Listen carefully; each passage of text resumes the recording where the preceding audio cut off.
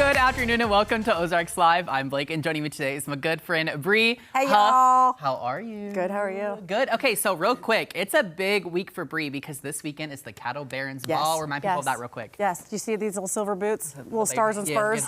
We're about to get after it. So Saturday, tickets are still on sale until 5 o'clock Friday. Yeah. So if you've been wondering if you should go, The answer is yes. It's gonna be a absolute blast. Yeah, the answer is always yes. Answer is always yes. Yeah, absolutely. Yes. Okay, lots of shout outs today. Also, we want to give a shout out to Hy-Vee for this floor arrangement gave us this week. Fall. It's very funny. When the lady handed it to me today, she was like, it's a mix of fall and Halloween. And I was like, you know what? I'll take it. That's my house. So a mix of fall and Halloween. And that's how you have to be. I love you know? a spooky And you know, moment. we're late because what was the thing you talked to me about? Summerween last Yes, time. So some of us we're like 2 months behind. We are actually like three, but yes. Yeah, at this point, it's like Halloween's been going on forever. We're already celebrating Christmas. Yes, exactly. So third shout out is my outfit is from Dillard's. As you guys know, we've been partnering with them with About It Full Mall all summer long.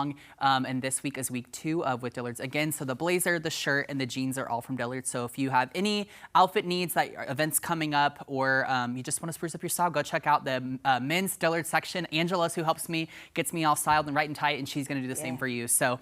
Okay, now that we've gotten all those out the way, let's get into it. Pop culture things. Okay. First things first, the Super Bowl halftime performer has been announced. Yes. Came out this weekend. Kendrick Lamar is doing Lamar. it. Okay, Drake is quaking right now. I was just gonna say, I have to admit, I don't personally listen to Kendrick a whole lot, but I can tell that Gary, our production assistant, is like stoked. He's giving me the dirty eyes right They're now not like because us. They're not like us. I do think it'll be a great performance though. It'll be. If I know anything about him, he's a great performer. I think that he's definitely going to pay some type of salute to Drake in one way or another. I saw that too on TikTok and Twitter. I think that he's going to say, do they not like us? Yeah, 12 times. I think he did it 11 times in his last concert.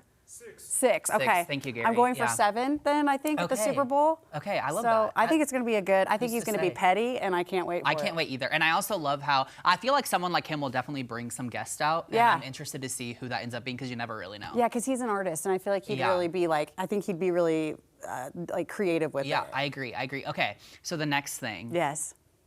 It's if you are on Twitter or TikTok at all and you sort of like if you're not living under a rock, it's everywhere. So the Secret Lives of Mormon Wives. This is a new Hulu kind of reality TV series, if you will, the first season. Yep. This is insanity. This might be the craziest reality TV show I've seen in a long time. So essentially, you're taking this group of women based in Utah, all grew up in the Mormon church.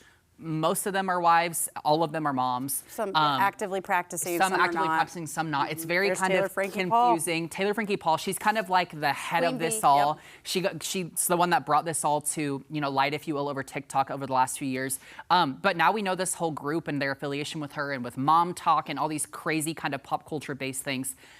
This show is insane. I watched it in 2 days flat. I actually could have watched it all in one day, but I was like, you know what, give yourself something to look forward to tomorrow. Yeah. And I mean, I wanted more, how they left the season finale. I said, okay, there's obviously more to unfold here. Yeah, I haven't finished yet, but I saw I'm like good. halfway through, but I've seen so much on TikTok and Twitter, of course, and I just think it's so spicy. It's binge-worthy, 100%. And it's like one of those things where as reality TV, obviously not scripted or so they say, but it's like your take on like who's the villain and who's good and who's bad the whole season, I just feel like changes every episode. Yeah. And you're like, what am I supposed to believe? What's real? What's actually happening? I agree with you. I think that though the Real Housewives of Salt Lake came out about 3 years ago, but it gave a very like unrealistic version of that, that caliber of people. And these women, the reason why we can relate to them is because they're our age. They're not stupid loaded. Yeah. So you almost feel this connection too, because you're like, oh my gosh. Yeah. Like this is more my demographic. And it just, they've got drama